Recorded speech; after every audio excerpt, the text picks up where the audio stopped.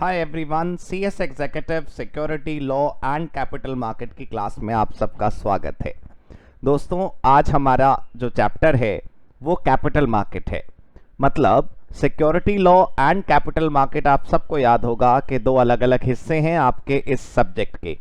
Security law के नाम की वजह से सब लोग इसकी एब्रीविएशन एसएल नाम से बुलाते हैं, लोग सीएम को भूल जाते हैं। दोस्तों, एक्चुअल में अगर आप सिक्योरिटी लॉ और कैपिटल मार्केट का सिलेबस देखें, पुराने पेपर्स देखें, जो पास्ट एग्जामिनेशन क्वेश्चंस हैं वो देखें, तो आपको नजर आएगा जो हमारा क्वेश्चन पेपर है that is divided in two parts. वो दो अलग अलग हिस्सों में है। जो पहला पार्ट है वो 70 मार्क्स का पेपर होता है और जो सेकंड पार्ट है वो 30 मार्क्स का है। तो 70 मार्क्स में क्या है? सिक्योरिटीज लॉ, जिसमें सेबी गाइडलाइंस हैं, सेबी एक्ट है, सेबी रेगुलेशंस हैं और अलग अलग प्रकार के रूल्स हैं।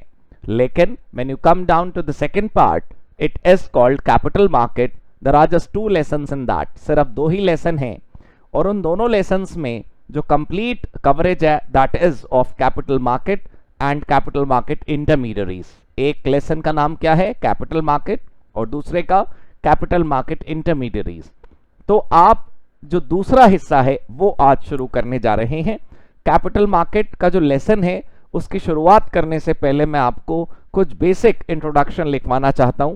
आपको मैं याद दिला दूं कि जैसे हमने सिक्योरिटी लॉ पूरा का पूरा लिखा, मतलब मैं आपको यह बताऊं कि सिक्योरिटी लॉ जो कि रूल्स हैं, रेगुलेशंस हैं, एक्ट है, हम चाहते तो बुक में से पढ़ सकते थे। जब वो हमने पूरा लिखा तो कैपिटल मार्केट तो हमें लिखना ही चाहिए, उसका साइज तो कंपैरेटिवली काफी स्मॉल है। दोस्तों, कैपिटल मार्केट में जो दोनों हमारे लेसन हैं, as we did in the case of security law, we'll write each and every point on the capital market. So today I'll welcome you in the capital market lecture. हम इन दोनों lessons को one after another करेंगे। आइए आज सबसे पहले capital market के बारे में शुरू करते हैं बातें, लेकिन इससे पहले कि आप लेसन की हेडिंग के हिसाब से पढ़ाई शुरू करें, let me give you a brief introduction about capital market. तो मैं शुरुआत से लेसन पढ़ाना चाहता हूं आपको। आप अपनी नोटबुक खोल लीजिए, मैं अपनी पेज खोल लेता हूं और अब साथ में लिखना शुरू करते हैं। राइट, देखिए सीएस एग्जीक्यूटिव में आप हैं, जब आप प्रोफेशनल में आएंगे तो थोड़ा सा और डीप अंडरस्टैंडिंग आपको हो जाएगी about the market, about securities law, about what is happening in Bombay stock exchange, national stock exchange. ये सारी जानकारी आपको अच्छे तरीके से मिल जाएगी। अभी जो आप पढ़ेंगे उसमें ऐसा नहीं है कि सिर्फ थ्योरेटिकल है, मैं पूरी कोशिश करूंगा कि आप प्रैक्टिकल लाइफ से भी थोड़े से रूबरू हो जाएं। I'll make sure that you have a basic understanding of how the capital market operates, how stock exchange operate, Sensex and Nifty कैसे काम करते हैं, that I'll tell you। और जब आप प्रोफेशनल में पहुंचेंगे तो आपको अच्छे तरीके से पता होगा कि कैपिटल मार्केट कैसे वर्क करता है। वहां पर और डीप अंडरस्टैंडिंग जो भी उनके लेवल की होगी प्रोफेशनल में, वो हम वहां कर लेंगे। राइट, तो चलिए दोस्तों शुरुआत करते हैं कैपिटल मार्केट की in the subject securities law and capital market. Right, let me just show you the page. मैं भी लिखूंगा और आप भी एज यूजुअल लिखेंगे। ठीक है दोस्तों, चलिए। तो हमने लिखा कैपिटल मार्केट। देखिए, कभी कभी हो सकता है कैपिटल मार्केट के टॉपिक में आपको कुछ बातें ऐसी लगें जो बहुत इजी हैं, जैसे शेयर किसे कहते हैं वो आपको पता है, लेकिन कैपिटल मार्केट में, रियल लाइफ में, बॉम्बे स्टॉक एक्सचेंज में शेयर को कुछ और कहते हैं या शेयर का कोई और मतलब निकाला जाता है। That I will tell you. I will make it sure that we do not remain only in theory, क्योंकि इस सब्जेक्ट को पढ़ने के बाद भी अगर हमको मूवमेंट्स ऑफ मार्केट नहीं समझ आया, अगर हमें इकोनॉमिक टाइम्स रीड करना नहीं आया, तो फिर मेरा पढ़ाने का और आपके पढ़ने का कोई फायदा नहीं है। मैं ये नहीं कह रहा कि हम लोग champ of the share market हो जाएंगे, मैं ये नहीं कह रहा कि मैं आपको ट्रेडिंग करवाऊंगा, मैं ये नहीं कह रहा कि मैं आपसे कहूंगा कि जाओ अब मार्केट में ट्रेडिंग करो। No, not at all.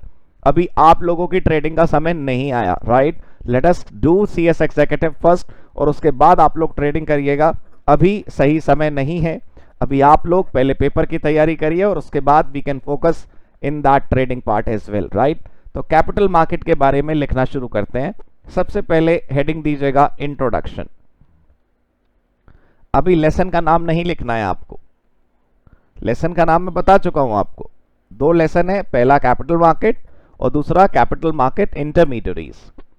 हाँ जी, इंट्रोडक्शन। देखिए, capital market and money market, capital market and money market are two major division of financial market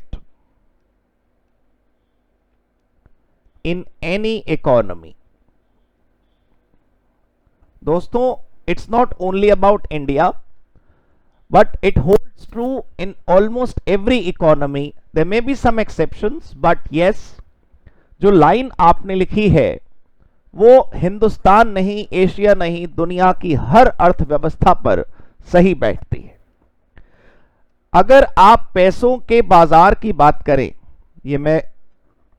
ये रेड लाइन गलती से लग गई है, मैंने रिमूव कर दिया, capital and money market. Yes, अगर आप पैसे की बात करें, मनी के फ्लो की बात करें, तो हम सब जानते हैं कि मनी के मूवमेंट्स जो हैं, पैसे का इधर से उधर आना और जाना जो है, एक शॉर्ट टर्म होता है और एक लॉन्ग टर्म होता है।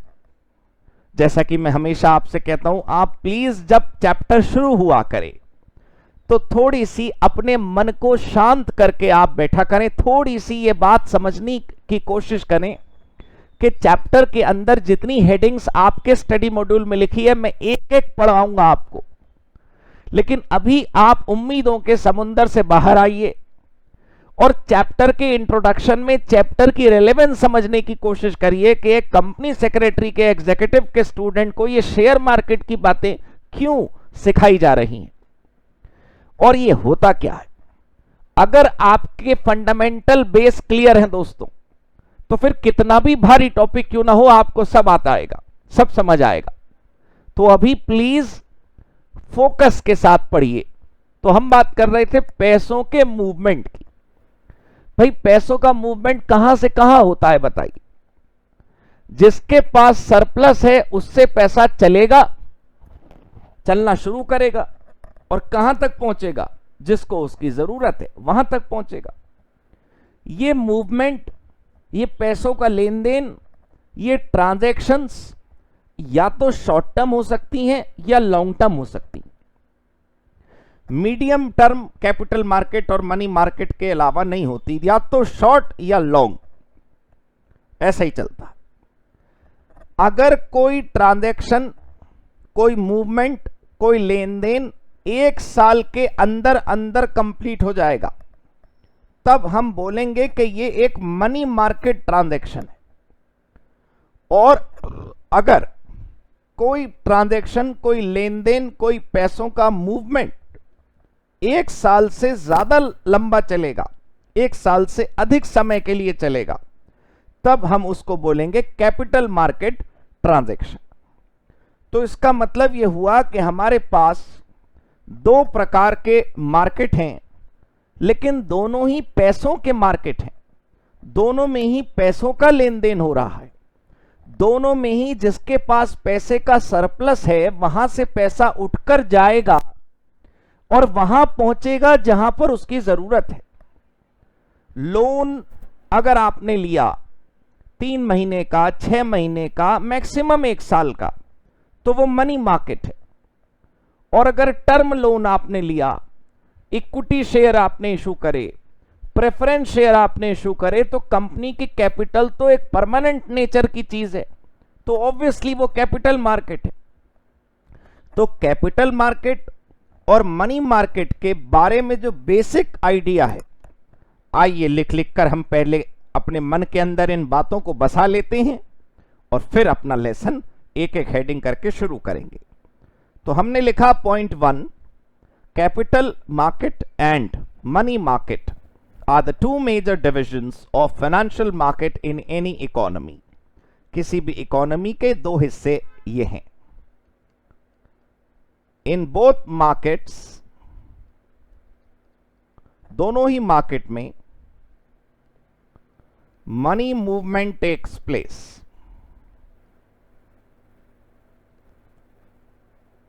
Money movement takes place. Money moves from those areas where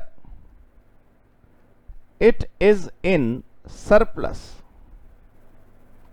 पैसा उन जगहों से उठकर आगे बढ़ता है जहां पर ये सरप्लस में है। And it reaches to them who are either in need, या तो उनको जरूरत है who are either in need or who makes further supply of money। ये क्या लिखा सर आपने? ये जो हमने लिखा और उसके बाद और उससे पहले जो शब्द है वो जरा समझिए। देखिए थोड़ा सा धीरे धीरे ही टॉपिक आगे बढ़ता है जब हम शुरू में होते। वैसे आप मेरा कभी आपने मेरा बैच पूरा लिया हो तो आखिरी वीडियो या आखिरी क्लास भी मेरी उतनी ही स्लो स्पीड में है जितनी पहली। मैं हड़बड़ाहट या फड़फड़ाहट नहीं करना चाहता, माफ कीजिएगा मैं ऐसे शब्द इस्तेमाल कर रहा हूं, लेकिन बात क्लियर हो जाएगी आप अगर आप समझें कि भाई फटाफट क्यों नहीं बढ़ रहा टॉपिक, ये तो हमें आता है। नहीं जी, धीरे धीरे ही चलेगी बात। अब मैंने ये लिखा कि मनी मार्केट हो या कैपिटल मार्केट, पैसा उधर से उठकर चलता है जिधर वो सरप्लस में है, ये तो समझ आ गई बात। लेकिन पैसा जाता कहां है? उधर जिनको जरूरत है। ये देखिए जो मैं रेड कलर से मार्क कर रहा हूं, who are either in need, ये वाली बात भी समझ आ गई हमें। Who are either in need, या तो पैसा उनके पास पहुंचता है जिनको जरूरत है, ये समझ आ गई हमें। बैंक से बोरो करने वाले लोग, बोरोवर्स, उनको जरूरत है। कंपनी जिसने अपने शेयर इशू करे इसलिए ताकि पैसा आ जाए और हम अपनी ग्रोथ करें, उनको नीड है, जरूरत है। ये क्या लिखा है हमने? हु मेक्स फर्दर सप्लाई, पैसा और कहां जा सकता है? जिनको जरूरत है उनके पास तो जाता ही है, लेकिन उनके अलावा कहीं और भी जा सकता है। और कहां जा सकता है? Who makes further supply of money, ये कौन लोग होते हैं दोस्तों? इंटरमीडियरीज। दोस्तों वो लोग जो पैसे का ही बिजनेस करते हैं।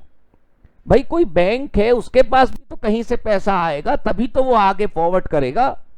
इसका मतलब देयर आर ऑर्गेनाइजेशंस जो मनी के चैनल्स हैं, जहां से होकर पैसा गुजरता है। तो पैसा जिनके पास सरप्लस है वहां से उठ के कभी कभी तो सीधे बोरोवर के पास चला जाता है।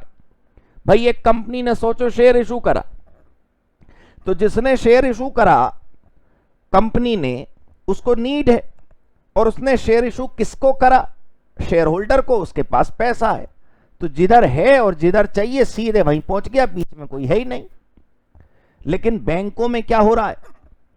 पहले लोग अपना पैसा बैंक में जमा कर रहे हैं जिन पे सरप्लस है, वो सीधे उसके पास नहीं जाता जिसको जरूरत है, वो पहले जाता है किसके पास? बैंक के पास। बैंक वो ऑर्गेनाइजेशन है जो पैसा पहले अपनी जेब में रख लेती है और फिर उसकी फर्दर सप्लाई करती है उन लोगों को जिनको जरूरत है। ये बात आपको एक एक शब्द को एनालाइज करने के बाद समझ आएगी। क्लास आज की पूरी करने के बाद घर पर ये सारे नोट्स फिर अपने हाथों से लिखना आप, ठीक है? हमने लिखा in both markets money movement takes place. Money moves from those areas where it is in surplus and it reaches to them who are either in need, जो या तो जरूरतमंद है या जिनको जरूरत नहीं है लेकिन उनका बिजनेस ही पैसों को इधर से उधर करना है, like banks and financial institutions. ठीक दोस्तों, आइए आगे बढ़ें। पॉइंट नंबर 3 लिखते हैं। तो हमने लिखा भाई कि जो हमारा कैपिटल और मनी मार्केट है, दो हिस्से हैं बड़े, दोनों में ही पैसा इधर से उधर मूव करता है, right? But there is a fundamental difference. But हमने क्यों लगाया? क्योंकि पिछले पॉइंट में हमने दोनों की सिमिलैरिटी बताई और इस वाले पॉइंट में हम डिफरेंस बता रहे हैं। But there is a fundamental difference between capital market and money market.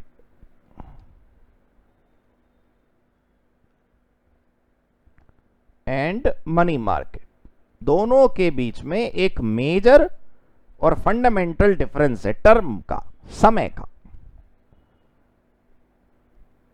Capital market goes beyond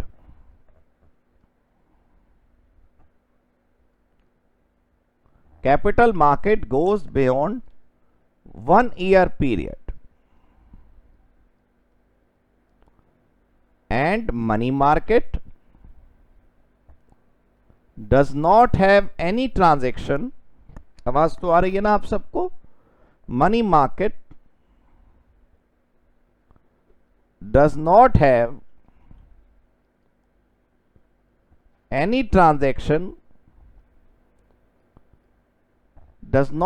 transaction which goes beyond 1 year period।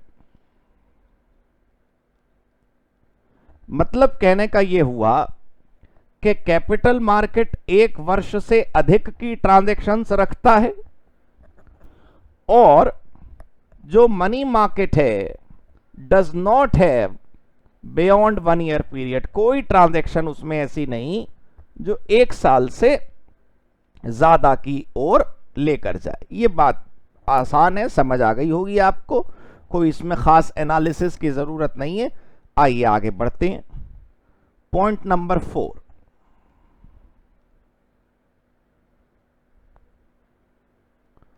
Money market is jointly regulated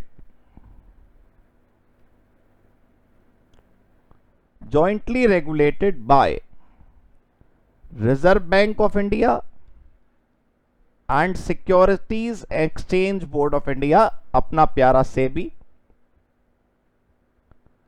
and capital market is regulated by SEBI exclusively. देखिए क्या हुआ कि money market में जो transactions हैं वो बैंकों के थ्रू भी होती हैं, नॉन बैंकिंग फाइनेंशियल कंपनीज जो हैं उनके थ्रू भी होती हैं, और 1 साल तक के मूवमेंट्स सिक्योरिटीज मार्केट के भी हो सकते हैं, share debenture, future call, options, ये सब कुछ भी होता है। आप धीरे धीरे सब समझेंगे। मेरा कहने का मतलब है कि जितनी transactions banks and financial institutions के थ्रू हो रही हैं उनके लिए तो रिजर्व बैंक ऑफ इंडिया बैठा है अपना कंट्रोल करने के लिए, और अगर 1 साल से अंदर अंदर की ट्रांजैक्शंस अदर देन बैंक्स हैं, अदर देन फाइनेंशियल इंस्टीट्यूशंस हैं, तो फिर वो सेबी गवर्न करती है। इसलिए ये कहा जाता है कि ये लोग जॉइंटली रेगुलेट करते हैं मनी मार्केट को। मनी मार्केट और कैपिटल मार्केट दोनों को रेगुलेट करना तो जरूरी है ना।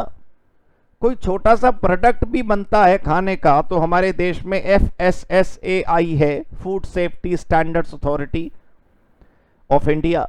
मेरा कहने का मतलब है, मैं ये बताना चाहता हूं कि हर छोटे से छोटे सेगमेंट ऑफ इंडस्ट्री के लिए भी कोई ना कोई सरकारी ऑफिस होता है जहां से वो गवर्न होता है। ऐसे तो हर आदमी धोखा करने की कोशिश करेगा, लोगों के साथ अन्याय हो सकता है, लोगों के साथ धोखा हो सकता है, फ्रॉड की ट्रांजैक्शंस को आप कैसे रोकेंगे? ये जरूरी है हमारे देश में रेगुलेशंस लेकर आना और कंट्रोल करना किसी भी टाइप के मार्केट को, चाहे वो पैसों का हो, कमोडिटी का हो, गुड्स का हो, सर्विसेज का हो। बस वैसे ही बात यहां पर है कि कैपिटल मार्केट को गवर्न करने वाला कौन है? सेबी, और सेबी एक्सक्लूसिव है। ठीक है दोस्तों, चल 5वां पॉइंट देखते हैं। Both money market and capital market, both money market and capital market operate online as well as offline. इसके आगे लिखिएगा although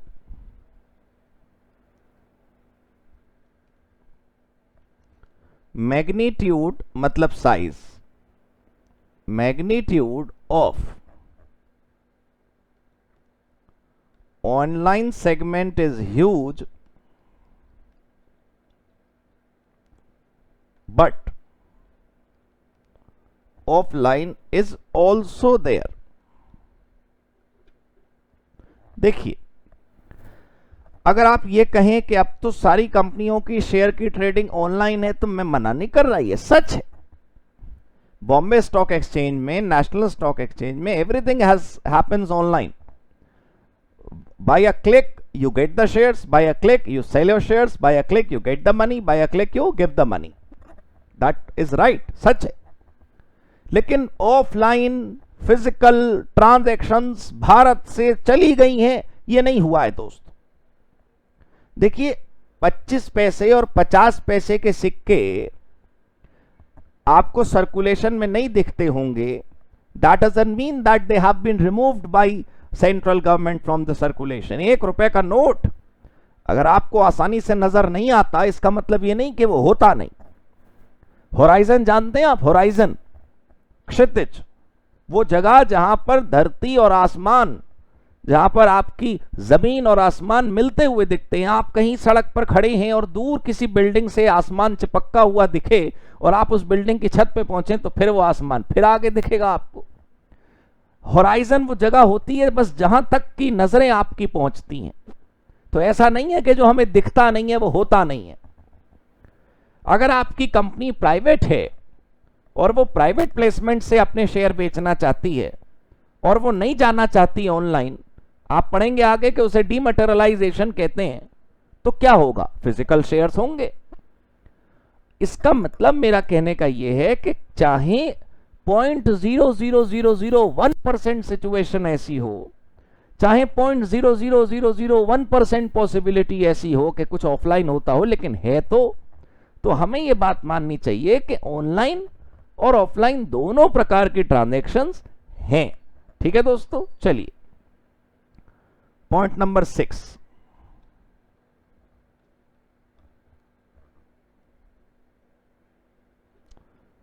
money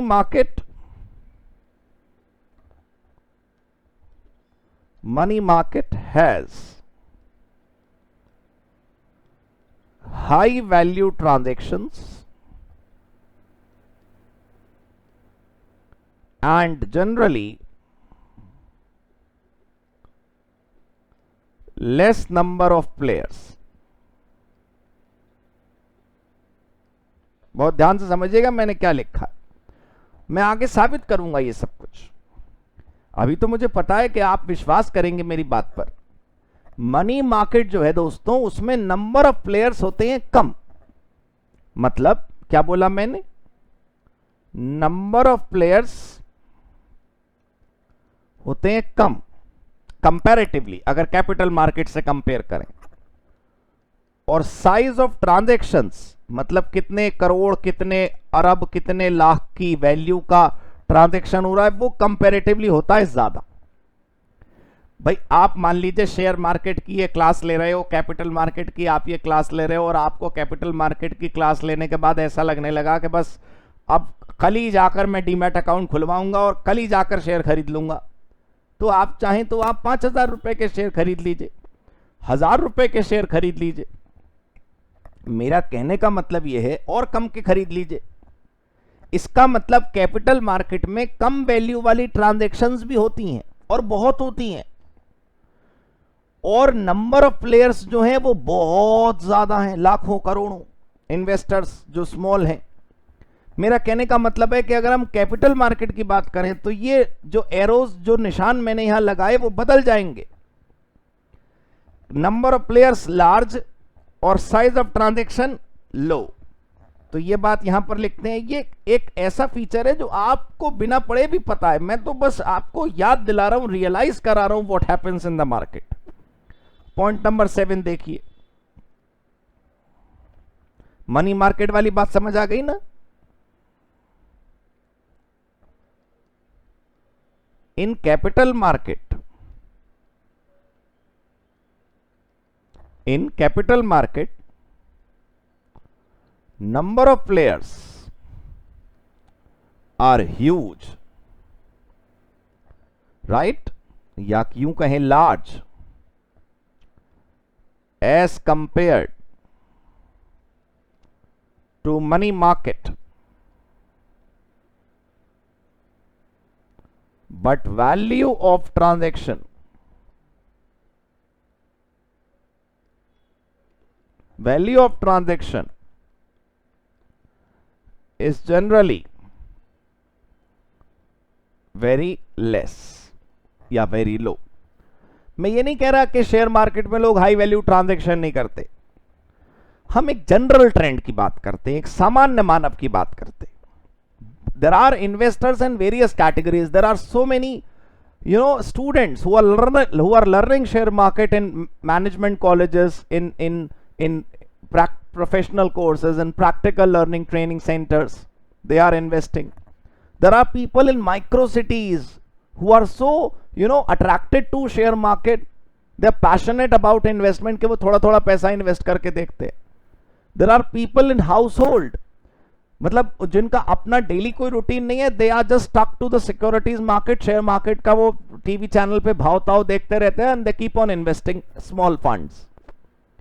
मैं ये बताना चाह रहा हूं आपको कि हम जनरल ट्रेंड की बात कर रहे हैं, जनरल ट्रेंड की। तो in capital market number of players are huge और large as compare to money market, but value of transaction is generally very less, बहुत कम होता है, राइट सर। तो हमने क्या देखा,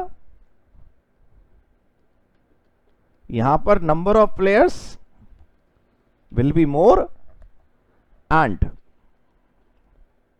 size of transaction will be very less।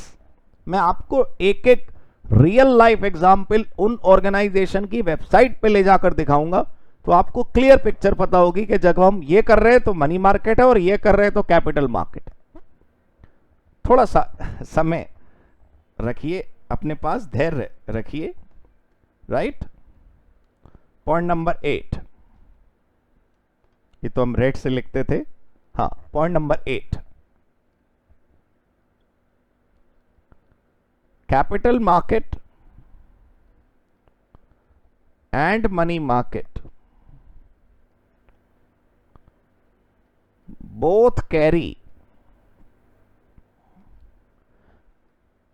a kind of similar advantages to economy।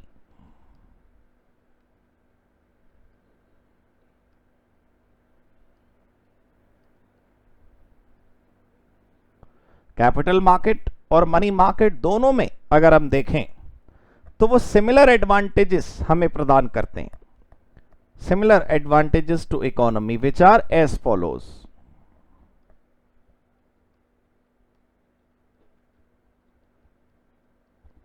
Which are as follows. तो कुछ एडवांटेजेस हैं जो मैं लिखवाना चाहता हूं। वैसे मुझे पहले फीचर्स लिखवाने चाहिए। अगर हम ट्रेडिशनल तरीका ऑफ पढ़ना पढ़ाना देखें, ट्रेडिशनल मेथड ऑफ टीचिंग देखें, so we should first understand what are the features of capital market. But अगर आपको किसी जगह या किसी चीज या किसी बात के फायदे पता चल जाए, then your interest gets developed. भाई अगर आप किसी को किसी चीज के बारे में बता रहे हो जिसके फायदे उसे पता चल जाए, तो उन फायदों की वजह से वो और अच्छे से मन लगाकर समझना चाहेगा। बस मैं अपना इसीलिए थोड़ा सा सीरियल ऑर्डर अलग रखता हूं। आप मेरे सीरियल ऑर्डर से पढ़िए, आपको बहुत सुकून मिलेगा। फायदे पढ़ते हैं अब हम कैपिटल मार्केट और मनी मार्केट के। यूं कह लीजिए कि फाइनेंशियल मार्केट के फायदे, क्योंकि भाई ये दोनों हैं तो फाइनेंशियल मार्केट के ही हिस्से। तो अगर एग्जामिनर आपसे पूछे कि फाइनेंशियल मार्केट के फायदे बताइए, तो यही फायदे आपको वहां पर लिखने हैं। ठीक है, चलिए पहला लिखते हैं। It facilitates mobilization, मतलब movement, and channelization of savings of people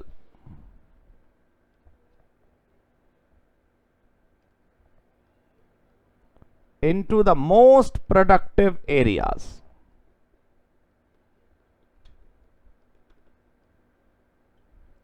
हाँ जी दोस्तों, आप इन दो वर्ड्स पर ध्यान दो, mobilisation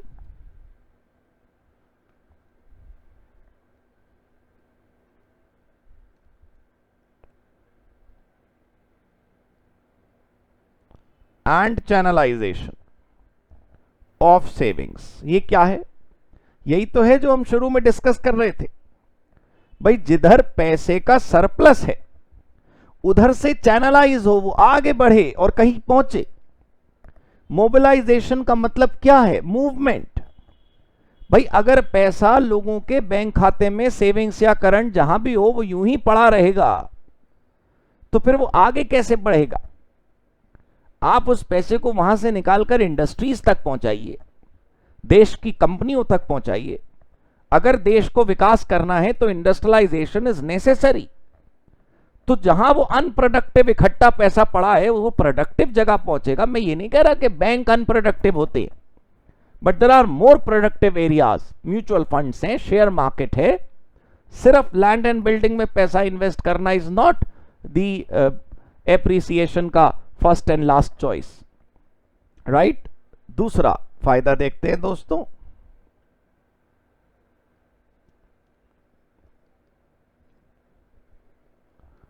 it helps in determining price of shares and other securities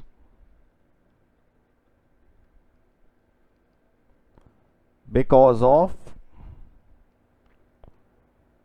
demand and supply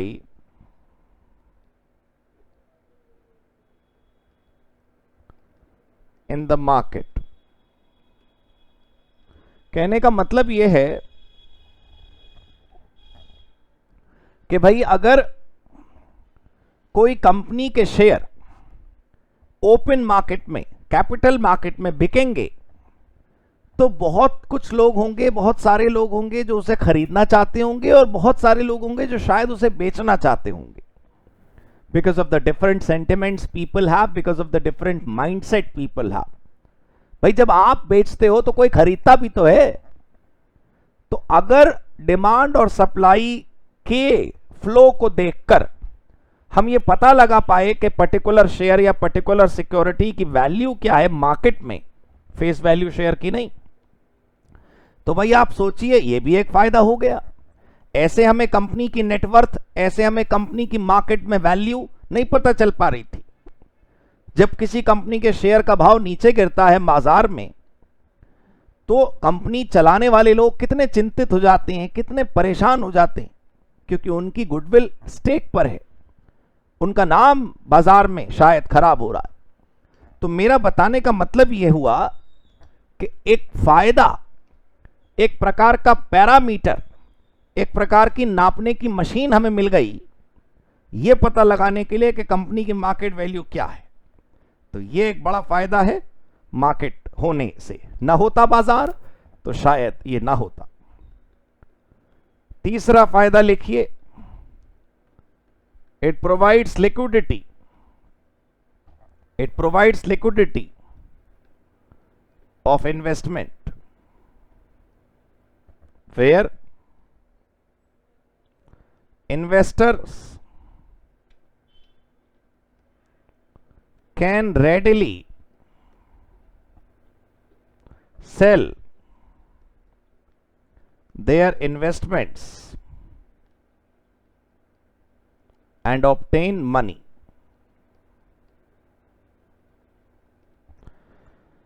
अब आप सोचिए कि अगर आपने आज म्यूचुअल फंड खरीदा, क्या होता है म्यूचुअल फंड? आपने म्यूचुअल फंड के चैप्टर में पढ़ लिया होगा सिक्योरिटी लॉ। पड़ा तो आप पढ़ लीजिएगा बाद में, कोई जल्दी नहीं है। मान लीजिए आज आपने म्यूचुअल फंड खरीदा और म्यूचुअल फंड खरीदकर कुछ दिन बाद आपको पैसों की जरूरत पड़ गई, तो आपको जगह जगह ढूंढना नहीं है कि कोई म्यूचुअल फंड मेरा खरीद ले, म्यूचुअल फंड मेरा खरीद ले, म्यूचुअल फंड मेरा खरीद ले। जिस कंपनी का म्यूचुअल फंड आपने खरीदा है, आप उसको सरेंडर करेंगे अपना म्यूचुअल फंड, पैसे आपको मिल जाएंगे। एक पर्टिकुलर टाइमलाइन है, उससे पहले अप्लाई कर दोगे तो सेम डे पैसा आ जाएगा। अब आप सोचिए कि कितनी लिक्विडिटी है। कैपिटल मार्केट ना होता, मनी मार्केट ना होता, ये सब रेगुलेशंस ना होती, ये रेगुलेटर्स ना होते, तो आप अपने सिक्योरिटी को, अपने इन्वेस्टमेंट को खरीदकर अपने पास रखे हुए होते और खुद ढूंढ रहे होते कि मैं कैसे बेचूं। जिन कंपनियों के शेयर्स ओपन मार्केट में नहीं बिकते, जो लिस्टेड नहीं है, उनके शेयर होल्डर को खरीदार ढूंढना पड़ता है क्योंकि वो मार्केट में नहीं ट्रेड कर रहे।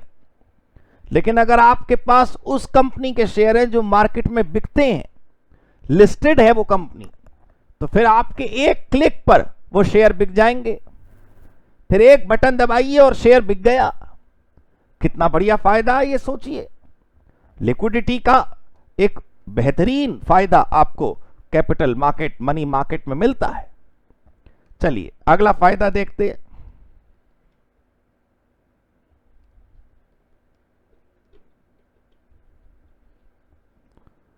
It reduces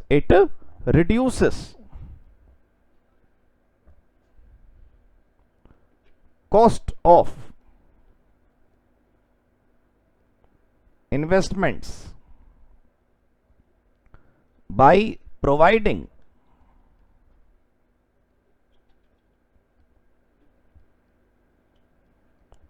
valuable information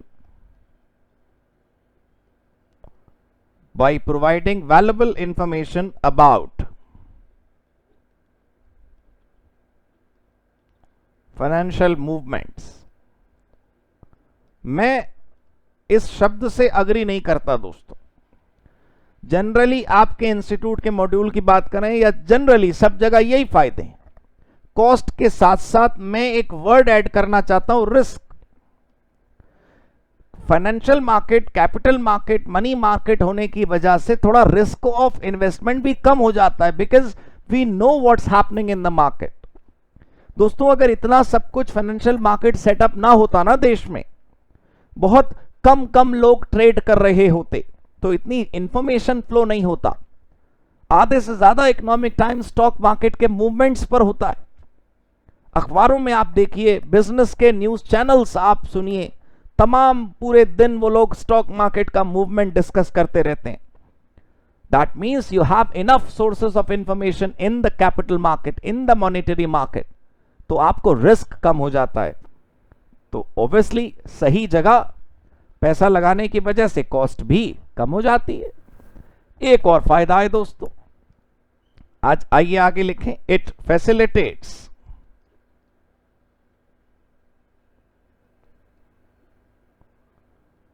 exchange of assets sometimes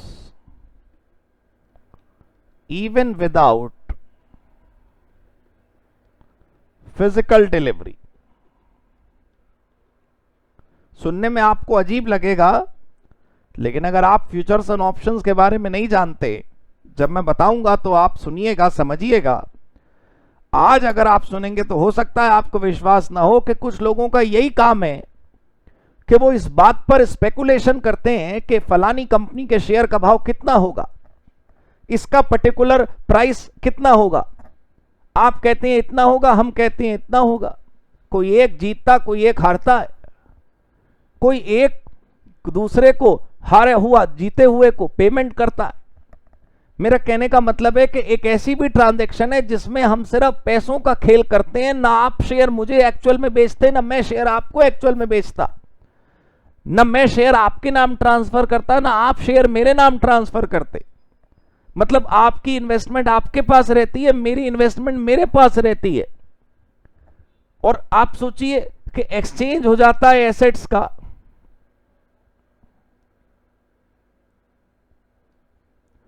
exchange हो जाता है एसेट्स का बिना फिजिकल डिलीवरी के। सिर्फ इसका मतलब ये नहीं है कि इलेक्ट्रॉनिक ट्रांजैक्शंस होती हैं, इसका मतलब ये भी है कि कुछ ऐसी भी ट्रांजैक्शंस मैं आपको सिखाऊंगा जहां पर हम शेयर नहीं बेचते, लेकिन हम शेयर के भाव के ऊपर और नीचे जाने से फायदे या नुकसान में आते हैं। हाउ दैट हैपेंस वो हम सीखेंगे जरूर, ऑब्वियसली। अब देखिए, इतनी नॉलेज जो आप ले रहे हैं, उसको लेने के बाद आपको पता चलेगा कि कैपिटल मार्केट वैसा नहीं है जैसा कुछ लोग पिक्चर बनाकर सोसाइटी में फैलाती हैं बुरी बातें कि भाई शेयर मार्केट तो सट्टा है, ये तो खराब चीज है। अरे जो लोग कहते हैं कि ये खराब है, वो खराब है, वो दूर बैठे हैं, वो कभी आए नहीं देखने के यहां होता क्या है। अब ऐसे तो हर जगह खराबी है। आप एक्सपायर्ड दवाई दुकान पर बेचेंगे तो वो खराब है। आप सामान जो है वो पूरे पैसे लेकर लेस क्वालिटी का बेचेंगे, वो खराब है। मिलावट करेंगे, वो खराब है। ऐसे तो बेईमानी और बुराई तो सब जगह आ सकती है ना। So we'll understand how the capital market actually, how does that work. तो आपकी, मैं ये नहीं कह रहा कि आपको कुछ आता नहीं, लेकिन माफ कीजिएगा, मुझे कहने दो कि आपकी आंखें खुलेंगी ये समझने के बाद कि वो करता कैसे काम है। उसमें एक भी एलिमेंट बेईमानी का नहीं है। वो लोग उसे बदनाम करते रहते हैं कैपिटल मार्केट को। इंडियन इकोनॉमी या किसी भी देश की इकोनॉमी में काफी फायदा होता है। अब ये इंट्रोडक्शन की हेडिंग दोस्तों खत्म नहीं हुई। मैं बस इंट्रोडक्शन वर्ड आपको इसलिए दिखा रहा था कि ये जरूरी है समझना। आइए एक पॉइंट और लिखना है, point number 9।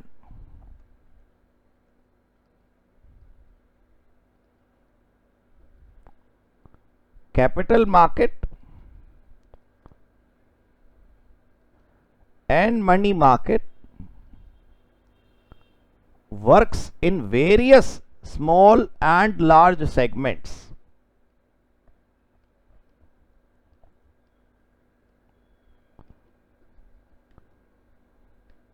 Various small and large segments for which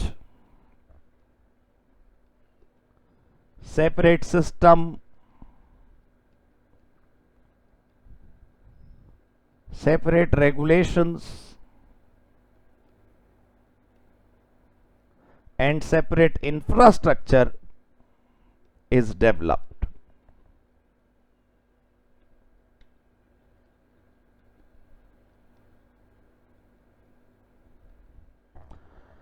देखिए, सिर्फ ये कहना कि कैपिटल मार्केट, आपको याद है मैंने शुरू में आपसे कहा था कि मैं प्रैक्टिकल भी आपको सब कुछ बताऊंगा। भाई कैपिटल मार्केट में क्या क्या कवर होता है? भाई इक्विटी भी है, शेयर की, शेयर इक्विटी शेयर्स, डिबेंचर्स भी हैं, टर्म लोन भी है, लोन का मार्केट भी है। तो मैं ये बताना चाहता हूं इस पॉइंट में आपको कि कैपिटल मार्केट हो या मनी मार्केट, ये दोनों छोटे और बड़े अलग अलग सेगमेंट्स में काम करते हैं, छोटे छोटे हिस्से हैं इसके, और इसकी डिटेल हमें पूरी अंदर चैप्टर के मिलती रहेगी। This will be clear